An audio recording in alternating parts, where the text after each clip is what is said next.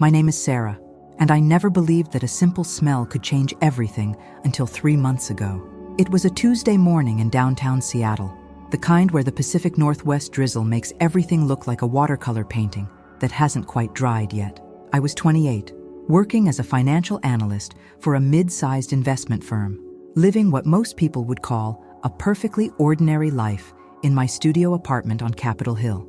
That morning changed everything, and it started with the scent of cedar and vanilla, my father's cologne. Dad had been gone for 15 years, heart attack at 52, sudden and devastating, leaving Mom and me to pick up the pieces of a life that had felt so secure just hours before. But there I was, walking past the old antique shop on Pine Street that I'd passed hundreds of times before, when that familiar fragrance hit me like a physical force. I stopped dead in my tracks, causing the woman behind me to nearly collide with my back. "Sorry," I muttered, but I couldn't move. The scent was so vivid, so impossibly real, that for a moment I could swear Dad was standing right next to me, about to ruffle my hair and ask how my day was going. The antique shop had a new owner, according to the freshly painted sign, Margaret's Treasures, Estate Sales and Consignments. Through the rain-streaked window, I could see furniture arranged in careful displays, old photographs in ornate frames, and countless objects that had once meant everything to someone and now waited for new homes. I pushed open the door, the brass bell above announcing my arrival with a gentle chime. The smell grew stronger inside, not just cedar and vanilla now, but something deeper, more complex. Wood polish, old leather, and that indefinable scent of time itself. "Can I help you find something special?" The voice belonged to a woman in her 60s, silver hair pulled back in an elegant bun, wearing a cardigan that looked like it had been knitted by loving hands decades ago. Her name tag read, Margaret. I'm not sure, I said, still following that impossible scent. "There's a smell in here that reminds me of my father. He passed away when I was 13. Margaret's expression softened immediately. "Oh, honey, I know exactly what you mean. Sometimes objects hold on to the essence of their previous owners. It's like they absorb love over the years." She gestured toward the back of the shop. "Why don't you look around? Maybe something will speak to you." I wandered through the narrow aisles, past grandfather clocks and china cabinets, vintage cameras and boxes of old books. The scent seemed to pulse, growing stronger in some areas and fainter in others, like I was playing some cosmic game of hot and cold. Then I saw it. Against the far wall stood a mahogany desk, the kind with multiple drawers and brass handles that had probably cost someone a fortune decades ago. It looked exactly like the one Dad used to have in his home office, where he'd spend Sunday afternoons paying bills and helping me with my math homework. I approached it slowly, my heart racing. The scent was definitely strongest here, so powerful now that I could almost hear Dad's voice humming off-key while he worked, the way he always did when he was concentrating. "That just came in yesterday," Margaret said, appearing beside me with the quiet grace of someone who'd spent years moving through cluttered spaces. "Beautiful piece, isn't it? The woman who brought it in said it belonged to her father-in-law. She seemed relieved to let it go, if you don't mind me saying." I ran my fingers along the smooth wood surface. "How much?" "800. But for you," she paused, studying my face, "I can tell it means something special. 600, and that includes delivery if you're local." I should have said no. My savings account wasn't exactly robust, and I had no real need for a desk that size in my tiny apartment. But something about the piece felt essential, like finding a missing part of myself I hadn't even realized was gone. "I'll take it," I said, before I could change my mind. The delivery came that Friday evening. 2 burly men in matching blue uniforms maneuvered the desk through my narrow doorway with the practiced efficiency of people who'd done this thousands of times. They positioned it against the wall where my small IKEA desk had been, and suddenly my apartment felt different, more substantial, more connected to something larger than just my daily routine. After they left, I sat in my reading chair and just looked at it. The desk dominated the small space, but somehow it belonged. The scent was fainter now, mixed with the other smells of my home, but it was still there, still comforting. It wasn't until Sunday morning, while I was drinking coffee and reading the Seattle Times, that I decided to explore the drawers properly. I'd given them a cursory inspection when the desk arrived, just to make sure they were empty, but I hadn't really examined them. The top drawers opened smoothly, revealing the expected detritus of office life, old paper clips, dried up pens, a small stapler with no staples. The larger file drawer on the bottom right was empty, except for a few manila folders that someone had forgotten to remove. But the bottom left drawer stuck. I pulled harder, and it gave way suddenly, sending me stumbling backward. As it opened, a stronger wave of that cedar and vanilla scent wafted up, so intense it made my eyes water. Inside, nestled in the back corner like it was hiding, was a small wooden box I hadn't noticed before. My hands were shaking as I lifted it out. The box was about the size of a jewelry case, made from the same mahogany as the desk, with a simple brass clasp that opened with a soft click. Inside, wrapped in tissue paper that had yellowed with age, was a silver locket. But beneath the locket, pressed into the silk lining of the box, was a folded piece of paper. I opened it carefully, afraid it might crumble in my fingers. The handwriting was masculine, written in blue ink that had faded to a softer gray. My darling Emma, if you're reading this, then something has happened to me. I know I promised I would tell you everything, but some truths are too dangerous to speak aloud. The answers you've been looking for are hidden, where we first said, I love you. Trust no one but her. She will help you understand. All my love, always, David. I read it 3 times before the words really sank in. This wasn't meant for me. This was a love letter, a final message from someone named David to someone named Emma. But why had it been left in the desk, and who was she? I picked up the locket, surprised by its weight. It was old, probably from the 1940s or 50s, with an intricate floral pattern etched into the silver. Inside, there should have been photographs, but instead, I found 2 small keys. The keys were different sizes. One looked like it might fit a safe deposit box. The other was smaller, more delicate, like it might open a jewelry box or a small cabinet.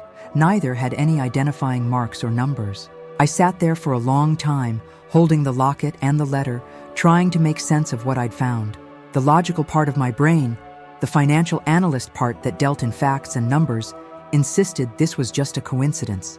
Someone had forgotten to clean out the desk completely, and I'd stumbled across a private family matter that had nothing to do with me. But another part of me, a part that had been dormant since Dad died, whispered that this was something more. The scent that had drawn me to the desk, the way the drawer had been stuck as if it didn't want to be opened, the fact that I'd felt compelled to buy a piece of furniture I couldn't really afford, it all felt connected somehow. I took out my phone and Googled David Emma Missing Letter Seattle. Nothing relevant came up.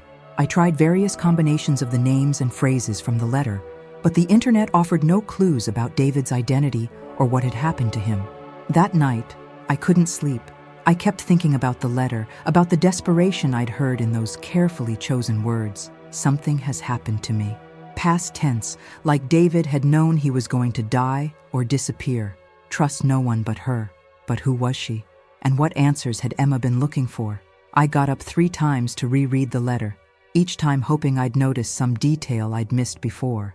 But the message remained cryptic, a puzzle with too many missing pieces. The next morning at work, I was distracted and unfocused. My colleague Jake noticed during our 10 o'clock meeting about quarterly projections. You okay, Sarah?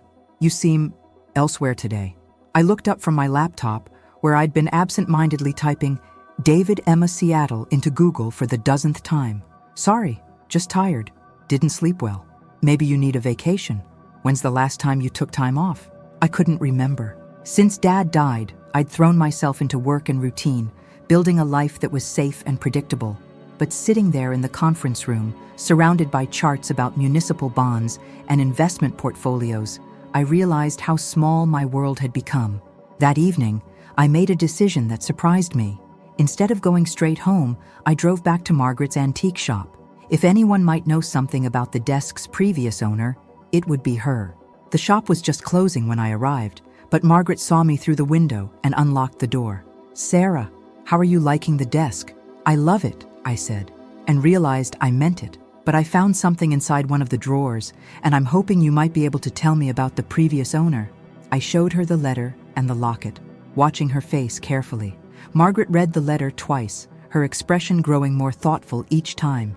How extraordinary, she finally said. This must have been stuck in the back of the drawer somehow. The woman who brought in the desk didn't mention anything like this. Can you tell me about her? The woman who sold the desk? Margaret hesitated, clearly torn between customer privacy and curiosity about the mysterious letter. I don't usually share information about consignors, but this seems like a special circumstance. Her name was Patricia Hendricks. She said the desk had belonged to her father-in-law, and she was clearing out his house after he passed away. She seemed quite eager to get rid of it, actually. Said it gave her bad feelings. Did she mention his name? David Hendricks. Margaret's eyes widened as she made the connection. Oh my, you don't think the letter is signed by David, I said. It has to be the same person. But then, who is Emma? That was the question that kept me awake for the second night in a row. I'd found David's identity, but that only deepened the mystery.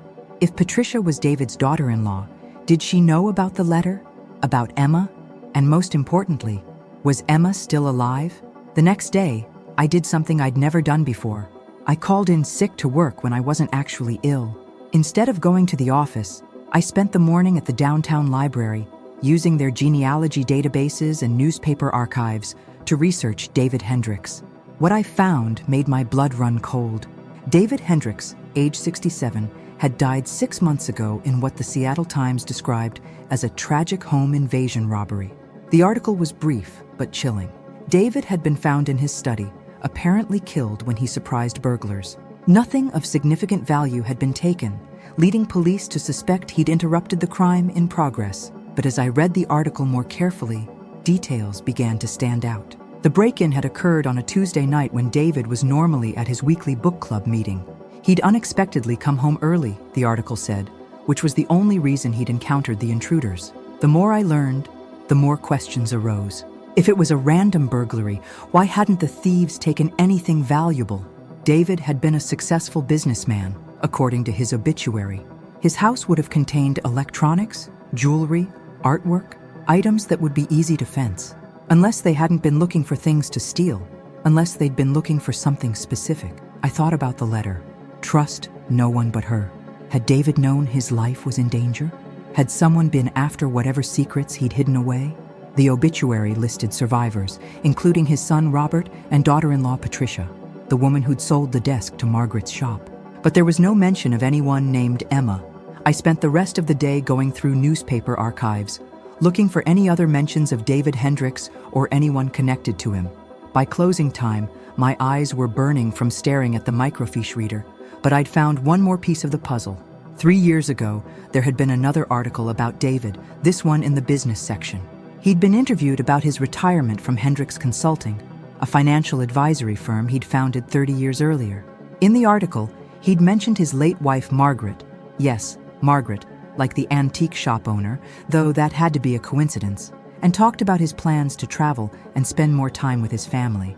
But there was a photo accompanying the article, a professional headshot of David at his desk, and behind him, clearly visible on a bookshelf, was a framed photograph of a woman I didn't recognize. She was probably in her 50s, with kind eyes and a warm smile, and she was definitely not the Margaret Hendricks mentioned in the obituary as David's deceased wife. Could this be Emma? I printed the article and studied the photo more closely. The woman looked familiar somehow, though I couldn't place where I might have seen her before. She had the kind of face that suggested intelligence and compassion, the kind of person you'd instinctively trust no one but her. That night, I made a decision that would have seemed impossible just a week earlier. I was going to find Emma. I started my search for Emma the way any millennial would, social media. I created a fake Facebook account and began searching for variations of Emma, combined with Seattle, Hendricks, and other keywords from my research. After hours of scrolling through profiles, I was no closer to finding her. It wasn't until I was about to give up that I remembered something from the letter. The answers you've been looking for are hidden where we first said, "I love you." This suggested that David and Emma had a romantic relationship, but also that Emma had been actively searching for something, answers to questions she already had. The next morning, I called Margaret's antique shop.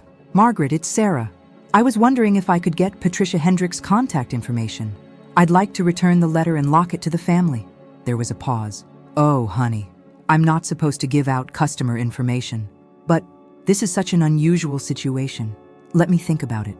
I understand if you can't. I just feel like these items should be with someone who knew David personally. You know what? Patricia seemed so anxious to get rid of everything from that house. I got the impression she wouldn't want any reminders of her father-in-law. But let me call her and ask if she'd be willing to speak with you. An hour later, my phone rang. Ms. Chen? This is Patricia Hendricks. Margaret said you found something that belonged to my father-in-law? Yes, a letter and a locket that were hidden in the desk. I thought you'd want them back. There was silence on the other end for so long that I wondered if the call had dropped. Ms. Chen, Patricia finally said, her voice carefully controlled. I cleaned out every drawer in that desk myself. There was nothing hidden anywhere. The bottom left drawer was stuck, I explained. The items were in a small wooden box in the very back corner. It would have been easy to miss. Another long pause. What did the letter say? I read it to her, listening to the sharp intake of breath when I mentioned Emma's name. I think we should meet, Patricia said, but not at my house. Can you come to the Starbucks on 15th Avenue near the Seattle University campus? Tomorrow at 2 o'clock? Of course. How will I recognize you? I'll be the one who looks like she hasn't slept in 6 months. That turned out to be an accurate description. Patricia Hendricks was a small woman in her early 40s, with short brown hair and the kind of deep circles under her eyes that suggested chronic stress. She was already seated in a corner booth when I arrived, nervously shredding a napkin. You must be Sarah, she said, standing to shake my hand. Her grip was firm, but her hands were cold. Thank you for coming, and for finding those things. I sat across from her and placed the wooden box on the table between us. Patricia stared at it, like it might bite her. I need you to understand something, she said. My father-in-law was not the man everyone thought he was. The police called his death a robbery gone wrong, but I never believed that. David was paranoid in his last few years. He was convinced someone was watching him, following him. My husband thought he was developing dementia, but I knew better. What made you think he was right to be paranoid? Patricia glanced around the coffee shop before leaning closer. Strange things started happening about a year before he died. His office was broken into, but nothing was stolen. His car was vandalized twice. He started getting hang-up calls at all hours. And then there was the woman. My pulse quickened. What woman? She started showing up at David's house about 6 months before he died. Always when Robert was at work and I was busy with the kids. David would never tell us who she was, just said she was helping him with some old business. But I saw her once from across the street when I was dropping off groceries. Can you describe her? Older woman, maybe in her 50s, well-dressed, kind face. She had this way of carrying herself that suggested she was used to being in charge. And David, when he talked about her, there was something in his voice, like she was someone very important to him. I took out my phone and showed her the business article photo. Is this her? Patricia's face went pale. That's her. Who is she? I don't know yet, but I think her name is Emma. I pushed the wooden box toward her. The letter mentions that she would help Emma understand something. Did David ever mention hiding anything in his house? He was always secretive about his study. Even after his wife died 10 years ago, he kept that room locked. Robert and I only found the key after the funeral. Patricia opened the box and lifted out the locket. These keys, I've never seen them before. I watched her examine the keys with growing excitement. Do you still have access to David's house? Robert inherited it, but we haven't done anything with it yet. It's too painful for him. He keeps saying he'll deal with it when he's ready. She looked up at me with suddenly hopeful eyes. But these keys have to open something. What if David really did hide answers somewhere? Would you be willing to look? Together, I mean? Patricia hesitated. I shouldn't. Robert doesn't like me going to the house alone. He says it's not safe, especially after what happened to David. But you want answers too, don't you? I want to know why my father-in-law died. I want to know why my husband lost his father to something that makes no sense. And I want to understand why David was so frightened in his last months. We agreed to meet at David's house the following Saturday morning. Patricia would tell Robert she was doing a final walkthrough to assess what still needed to be cleared out. It wasn't entirely a lie, she reasoned. The house was in the Magnolia neighborhood, a 1960s ranch-style home with a view of Puget Sound that probably cost more than I'd make in a lifetime. Patricia met me at the front door, looking nervous but determined. Robert's at his daughter's soccer game, she said, letting us in. We have about 3 hours. The house felt frozen in time, like David had just stepped out for a moment and might return any second. His coffee cup was still on the kitchen counter, clean but waiting. His reading glasses were folded on the mantel next to a photograph of him with a woman I assumed was his late wife. "The study is this way," Patricia said, leading me down a hallway lined with family photos. The study was exactly what I'd expected. Wall-to-wall bookshelves, a large oak desk, comfortable reading chairs, and the lingering scent of pipe tobacco. But there was something else, something that made me stop just inside the doorway. "Do you smell that?" I asked. Patricia sniffed. "What?" "Cedar and vanilla." She looked at me strangely. "I don't smell anything like that." It was faint, but definitely there. The same scent that had drawn me to the antique shop, the same scent that had led me to the desk and the hidden letter. I followed it across the room to a bookshelf that held an eclectic mix of business texts and classic literature. "Patricia, look at this." I ran my finger along the book spines. "Do any of these titles seem significant? Something about first love or saying, 'I love you'?" We spent an hour examining books, looking for hidden compartments or secret messages. It wasn't until Patricia pulled out a worn copy of Pride and Prejudice that we found something. "This doesn't belong," she said, flipping through the pages. David hated Jane Austen. His wife was always trying to get him to read her novels, but he said they were too sentimental. I took the book from her and noticed immediately that several passages had been underlined in pencil. But it wasn't random highlighting. Someone had deliberately marked specific words that, when read together, formed a message. Garden, stone, angel, third, rose. The garden, Patricia breathed. David was so proud of his garden. He spent hours out there, especially after Margaret died. We went outside through the kitchen door. David's backyard was beautifully landscaped, with raised flower beds, a small greenhouse, and several ornamental statues scattered throughout. But it was the stone angel near the rose garden that caught my attention. The angel was about 3 feet tall, carved from gray granite, with folded wings and a peaceful expression.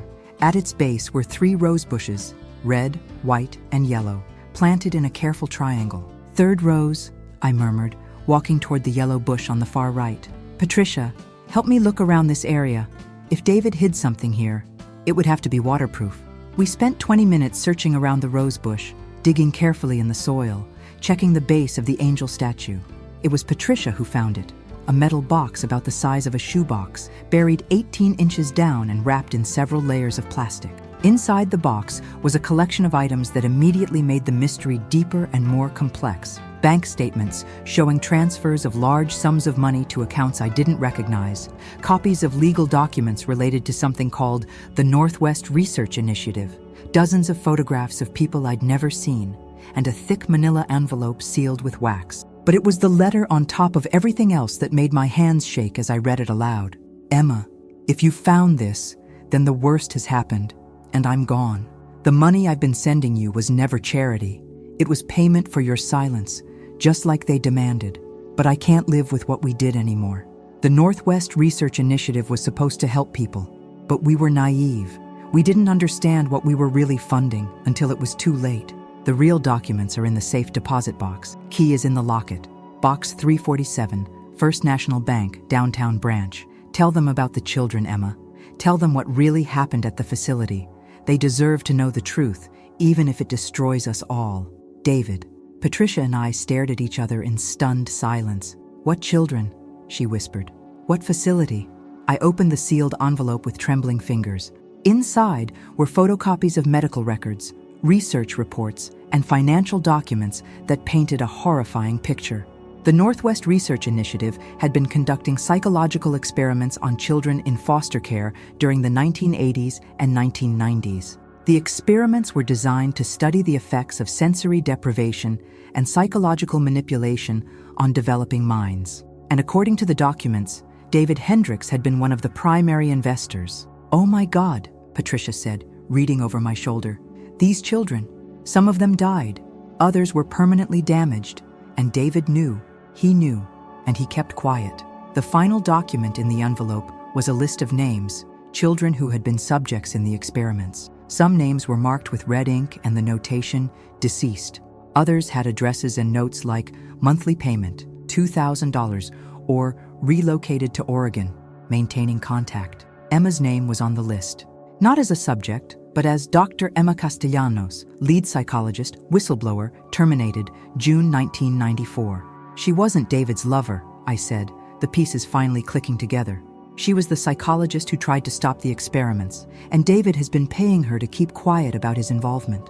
Patricia was crying now, quiet tears that spoke of a grief deeper than I could understand. My father-in-law was a monster. All these years, he seemed like such a kind man. He loved Robert. He was wonderful to our children. How could he have done this? I thought about the guilt that must have eaten at David for decades, the paranoia that had consumed his final years. I think he was trying to make amends. The letter says he couldn't live with what he'd done. Maybe that's why he left these clues. He wanted the truth to come out, but he was too afraid to do it while he was alive. But someone killed him before he could confess. The implication hung in the air between us. If David had been murdered to prevent him from exposing the Northwest Research Initiative, then Emma was probably in danger too. And now, so were we. We need to find Emma, I said. Today. Finding Dr. Emma Castellanos turned out to be both easier and more complicated than I'd expected. A quick internet search revealed that she was currently working as a family therapist in Tacoma, about 45 minutes south of Seattle. Her practice specialized in helping children who had experienced trauma. The irony wasn't lost on me. Patricia and I sat in my car outside Emma's office building at 5:30 that evening, waiting for her to finish with her last patient of the day. We'd called ahead, but her receptionist had said Dr. Castellanos wasn't taking new patients and couldn't fit us in for several weeks. We can't wait several weeks, I'd told Patricia.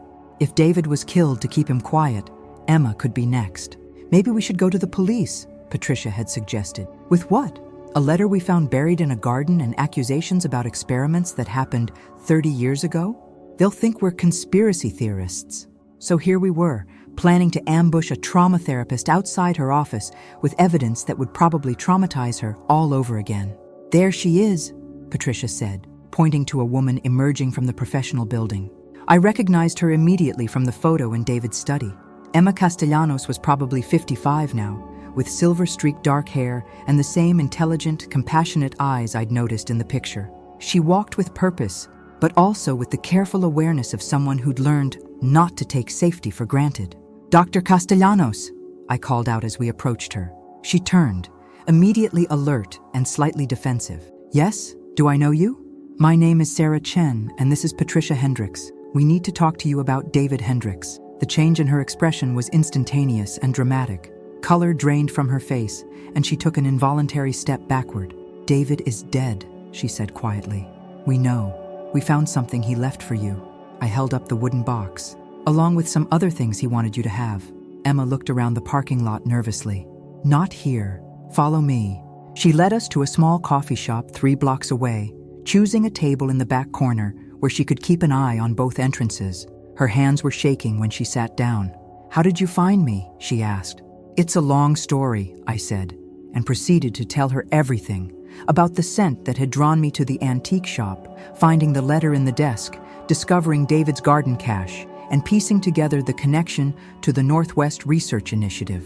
Emma listened without interrupting, her expression growing more troubled with each revelation. When I finished, she was quiet for a long time, staring at the wooden box on the table between us. "I should have known he'd do something like this," she finally said. "David was always dramatic. Even in the old days when we worked together, he had a flair for the theatrical." "Were you and David romantically involved?" Patricia asked gently. Emma shook her head. "No, never. But we were close colleagues for several years. I was young, idealistic, fresh out of my doctoral program.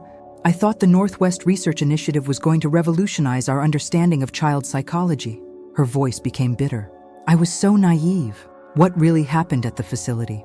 We were supposed to be studying resilience in children who had experienced early trauma.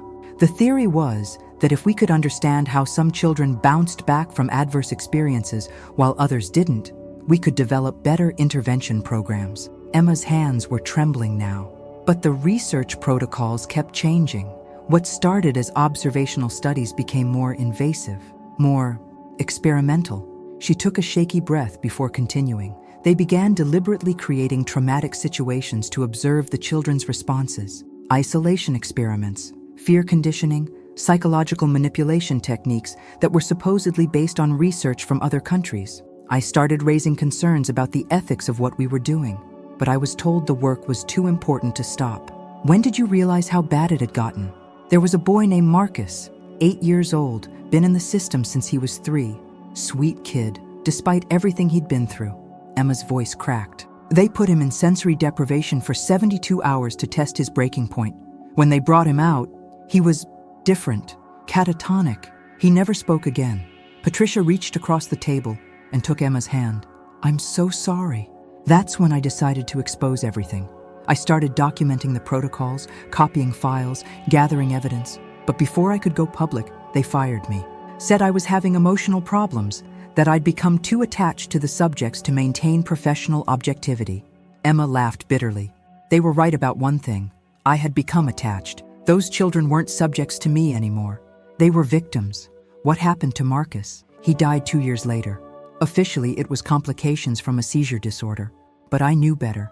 The trauma we inflicted on his developing brain. We killed that boy as surely as if we'd put a gun to his head. I opened the wooden box and showed Emma the bank statements. David has been sending you money for 25 years. Were you blackmailing him? Blackmail? Emma looked genuinely shocked. No, God, no. The money was guilt payments, I suppose. After I was fired, David reached out to me privately. He said he felt responsible for what had happened, that he should have listened to my concerns earlier. The money was his way of trying to make amends. But you took it. I took it because I needed it to help the survivors. Emma's voice grew stronger, more defiant.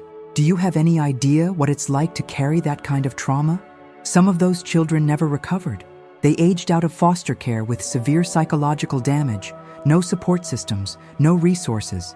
The money David sent me went to finding them, getting them into therapy, helping them build stable lives. How many survivors were there?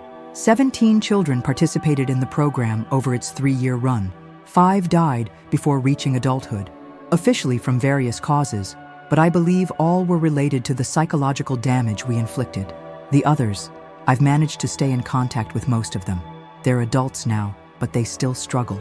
Patricia leaned forward. Emma, we think David was murdered because he was planning to go public with the truth. Do you think you're in danger? Emma nodded grimly. I've been looking over my shoulder for 25 years. There were powerful people involved in funding the Northwest Research Initiative. Politicians, business leaders, academics. They all have reasons to want this buried permanently. Then why haven't they silenced you before now? Because I've been careful. I never talked publicly about what happened. I used the money David sent to help the survivors quietly, without drawing attention to the source of their trauma. But lately, she paused. Lately, I've been having second thoughts about staying silent. What changed? Emma reached into her purse and pulled out a newspaper clipping. The headline read, Proposed Foster Care Reform Bill Aims to Expand Residential Treatment Programs. This bill is being pushed by some of the same people who funded the Northwest Research Initiative 30 years ago. They're calling for more innovative treatment approaches for troubled children, more residential facilities, fewer oversight requirements. Emma's jaw tightened. They want to do it again, Sarah. They want to create new opportunities to experiment on vulnerable children. That's why David was ready to come forward, I realized. He must have seen the same signs you did. 3 months ago, David called me. He said he couldn't live with the secret anymore, that too many children had suffered for our silence. He wanted to coordinate our testimonies, make sure we had enough evidence to bring down everyone involved. Emma's eyes filled with tears. 2 weeks later, he was dead. Patricia and I exchanged glances. The timeline fit perfectly with what we knew about David's final months. Emma, I said carefully, do you still have evidence from the Northwest Research Initiative? Some. I've kept copies of the most damning documents hidden away, along with my own research notes and recordings of some of the sessions. She paused. But David had access to financial records I never saw. Investor lists, funding sources, bank transfers. That's what they were really after when they killed him. We found a safe deposit box key, Patricia said, showing Emma the locket. David's final letter said the real documents were in box 347 at First National Bank. Emma stared at the key like it was a live snake. If David put the financial records in a safe deposit box, then we have everything we need to expose the whole operation. But Sarah, she looked directly at me. If we do this, there's no going back. These people have already killed once to protect their secrets. They won't hesitate to kill again. What about the survivors? I asked. Don't they deserve justice? They deserve safety more than they deserve justice. Most of them have spent decades building fragile stability in their lives. Reopening this investigation could destroy them all over again. I thought about Marcus, the 8-year-old boy who had never spoken again after 72 hours of sensory deprivation. I thought about the 5 children who had died carrying trauma they should never have experienced. I thought about David, guilt-ridden and paranoid in his final months, murdered before he could make amends for his part in their suffering. What if we could expose the truth without re-traumatizing the survivors? I suggested. Focus on the perpetrators rather than the victims? Emma was quiet for a long moment.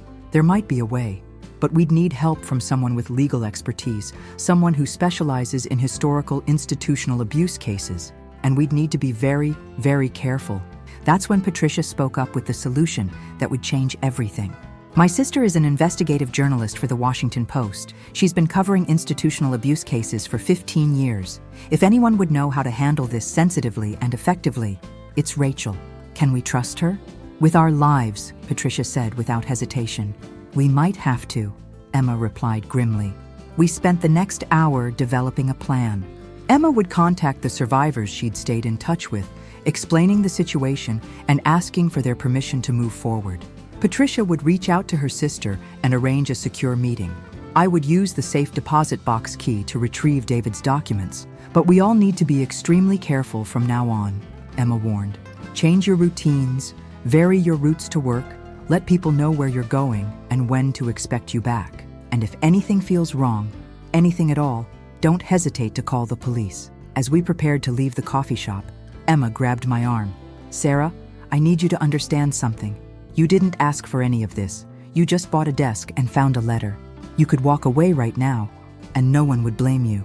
I thought about that moment in the antique shop, when my father's cologne had stopped me in my tracks. I thought about the pull I'd felt toward David's desk, the way the bottom drawer had seemed to resist opening until I was ready to find what was hidden inside. I don't think I can walk away, I said honestly. This feels like something I was supposed to find. Emma nodded.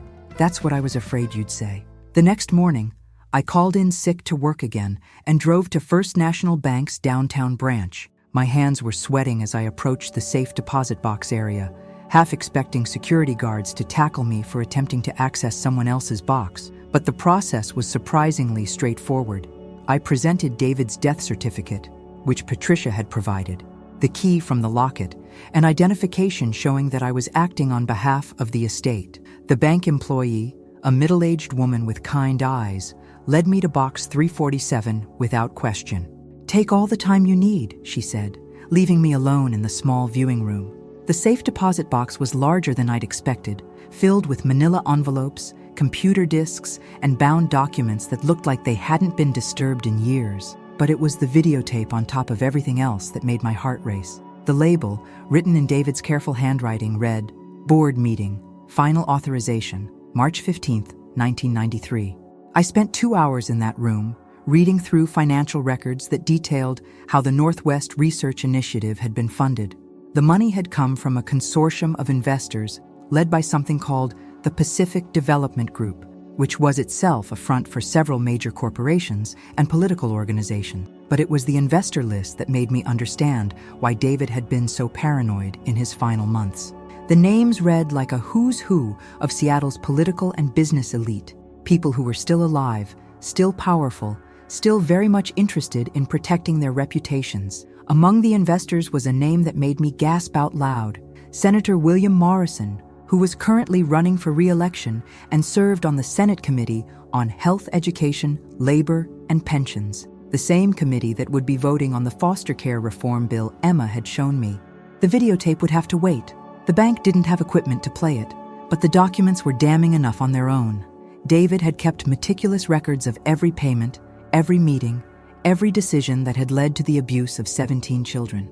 I made copies of everything and returned the originals to the safe deposit box. As I left the bank, I had the distinct feeling that I was being watched, but every time I turned around, the street looked normal, just ordinary people going about their daily business. That evening, I met Patricia and her sister Rachel at a restaurant in Bellevue, far enough from Seattle that we were unlikely to run into anyone we knew. Rachel Hendricks Walsh was everything Patricia had promised. Sharp, experienced, and immediately interested in the story we had to tell. "This is bigger than anything I've worked on before," she said after reviewing the documents. "If we can prove that sitting senators and business leaders knowingly funded psychological experiments on foster children, it would be the scandal of the decade." "Can we prove it?" I asked. "With David's financial records, Emma's testimony, and whatever's on that videotape?" "Absolutely. But we need to move fast. If these people killed David to protect their secret, they're probably already looking for his evidence." "What do you mean?" Rachel pulled out her phone and showed us a news article from that morning. "Prominent family therapist's office broken into, nothing stolen." Emma's office had been ransacked sometime during the night. The police were calling it a random break-in, but nothing of value had been taken. Her computers were untouched, her prescription pad was still locked in her desk, even petty cash was left behind. "They were looking for David's documents," Patricia breathed, "which means they know Emma is involved, and they probably know about you two as well," Rachel said grimly. "We need to get Emma somewhere safe and figure out how to release this story before anyone else gets hurt." That's when my phone rang. The caller ID showed Emma's number, but when I answered, the voice was wrong. Too deep, too controlled. "Ms. Chen, this is Detective Rodriguez with the Tacoma Police Department. I'm calling about Dr. Emma Castellanos. I'm afraid there's been an accident." The drive to Tacoma General Hospital felt like the longest 45 minutes of my life. Detective Rodriguez had been frustratingly vague on the phone.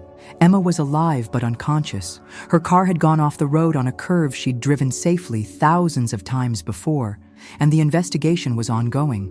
Rachel drove while Patricia sat in the passenger seat, making phone calls to arrange protection for her family.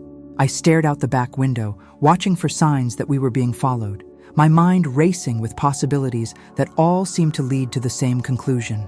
Emma's accident was anything but accidental. At the hospital, Detective Rodriguez turned out to be a compact woman in her 40s, with intelligent brown eyes and the kind of direct manner that suggested she'd seen enough in her career to be skeptical of coincidences. "Dr.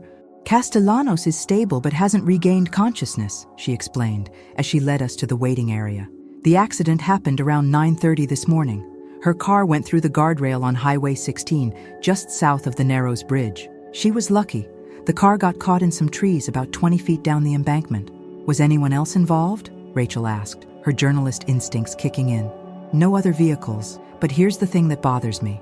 Detective Rodriguez pulled out a small notebook. "Dr. Castellanos is a careful driver. Clean record, no history of accidents or violations. And according to her office manager, she left for work at exactly the same time she does every morning, taking the same route she's taken for 8 years. So what do you think happened?"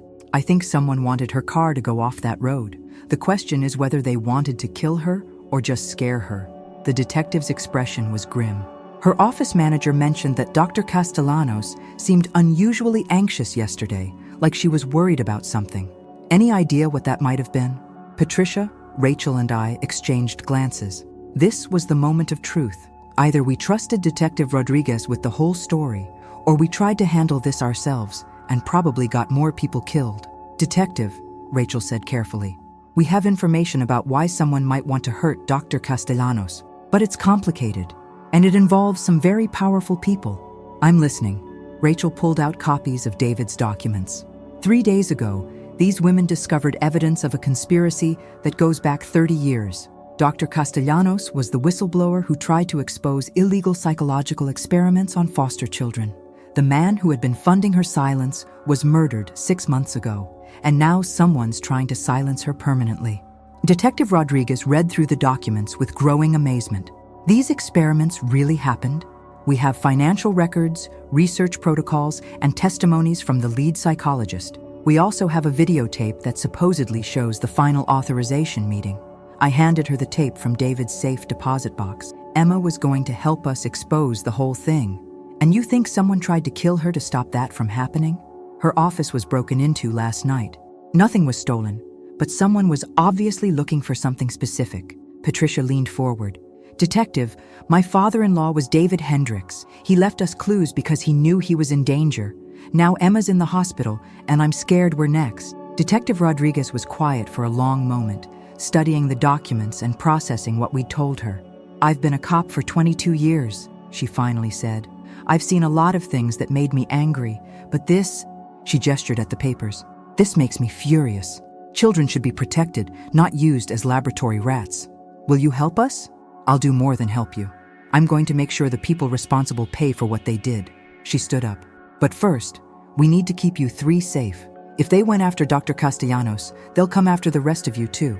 That afternoon, while Emma was still unconscious but stable, we met with Detective Rodriguez's captain and a federal prosecutor who specialized in historical abuse cases. The prosecutor, a stern woman named Janet Torres, listened to our story with the focused attention of someone who'd built her career on bringing justice to forgotten victims. The statute of limitations has run out on most of the crimes committed during the experiments, she explained.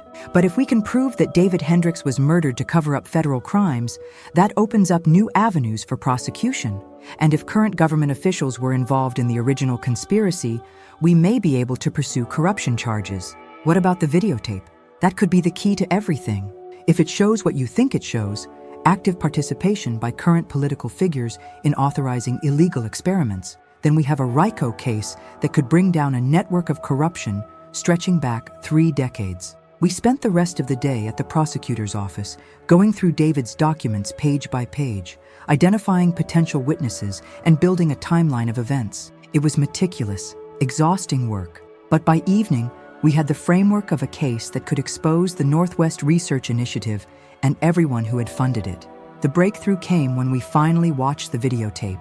The recording was grainy, but clear enough to identify the participants. 12 men and women seated around a conference table discussing the Phase 3 protocols for the Northwest Research Initiative. David was there, looking younger but already uncomfortable with what was being proposed. Senator Morrison was there too, enthusiastically supporting the expansion of enhanced interrogation techniques for psychological resilience testing. But it was the woman at the head of the table who made my blood run cold. She was introducing herself to new participants as Dr. Victoria Blackwood, Executive Director of the Pacific Development Group. I recognized her immediately from news coverage over the past year. She was currently serving as Deputy Director of the Department of Health and Human Services, with oversight of the nation's foster care system. "Oh my God," Patricia whispered. "She's in charge of protecting children now." The video showed Dr. Blackwood presenting a detailed proposal for psychological experiments that made Emma's descriptions seem mild by comparison. Sensory deprivation, fear conditioning, social isolation, psychological manipulation, all presented in clinical language that couldn't disguise the horror of what they were planning to do to children. "The subjects will be selected from the foster care population," Dr. Blackwood explained to the group. "Children with no family connections, no advocates, no one to ask questions if their behavior changes or if they're relocated to different facilities." Senator Morrison nodded approvingly. "And the potential applications for national security? Immense. If we can understand how to break down psychological resistance in childhood, we can develop more effective interrogation techniques for adult subjects. The applications for intelligence gathering would be revolutionary." I felt sick watching the casual way they discussed destroying children's minds for potential military applications. These weren't mad scientists in some hidden laboratory. They were respected professionals, people who went home to their own families every night, people who probably considered themselves patriots and good citizens. The tape ran for 90 minutes, documenting not just the authorization of the experiments, but detailed discussions of funding, oversight, and disposal of failed subjects. By the end, we had recorded evidence of conspiracy, child abuse, murder, and corruption at the highest levels of government. "This changes everything," Prosecutor Torres said when the tape ended. "We're not just talking about historical crimes anymore. Dr. Blackwood is still in a position to harm children, and Senator Morrison is pushing legislation that would make it easier for people like them to access vulnerable kids. What happens now? Now we move fast. I'm going to coordinate with federal investigators to build cases against everyone on that tape who's still alive. We'll need Emma's testimony when she wakes up, and we'll need statements from any survivors who are willing to come forward. And Emma? Will she be safe?" Detective Rodriguez spoke up. "I've arranged for round-the-clock protection at the hospital, and I think it's time we had a very public conversation with the press. Once this story is out in the open, it'll be a lot harder for anyone to silence the witnesses." That evening, Rachel worked with her editors at the Washington Post to prepare a comprehensive expose that would run in the next day's edition. The headline would read, "Secret Government Program Used Foster Children for Psychological Experiments. Current Officials Implicated." I spent the night at a safe house arranged by Detective Rodriguez, lying awake and thinking about the chain of events that had brought me to this point. 6 days ago, I'd been a financial analyst living a quiet, predictable life. Now, I was a key witness in a federal investigation that would probably end several political careers and send people to prison. The next morning, Emma woke up. I was sitting beside her hospital bed when her eyes opened, reading through news coverage of the story that had broken online at midnight. The response was immediate and overwhelming. Calls for congressional investigations, demands for resignations, and widespread outrage over the treatment of foster children. "Sarah?" Emma's voice was weak but alert. "What happened?" "The last thing I remember is driving to work." I filled her in on everything: the accident, the federal investigation, the videotape, and the media storm that was currently consuming Washington, D.C. "It's over," I told her. "The truth is finally out." Emma smiled for the first time since I'd met her. "Those children, they're finally going to get justice. Thanks to David's courage in leaving us the clues, and your courage in coming forward." "No," Emma said, squeezing my hand. "Thanks to your courage in following that scent to an antique shop and refusing to let the mystery go unsolved." Over the following weeks, the investigation expanded beyond anything we'd imagined. Senator Morrison withdrew from his re-election campaign and was later indicted on federal corruption charges. Dr. Blackwood resigned from her government position and disappeared, reportedly fleeing to a country without extradition treaties. 3 other participants from the videotape were arrested, and several had already agreed to cooperate with prosecutors in exchange for reduced sentences. Most importantly, a victims' compensation fund was established for the survivors of the Northwest Research Initiative. Emma worked with federal investigators to locate and contact the remaining survivors, offering them counseling, financial support, and the chance to tell their stories if they chose to do so. Not all of them were ready. Some had spent decades building lives far away from the trauma of their childhood, and they preferred to let the past stay buried. But others, now adults with their own children, wanted to ensure that what had happened to them could never happen again. Marcus's story, in particular, resonated with the public.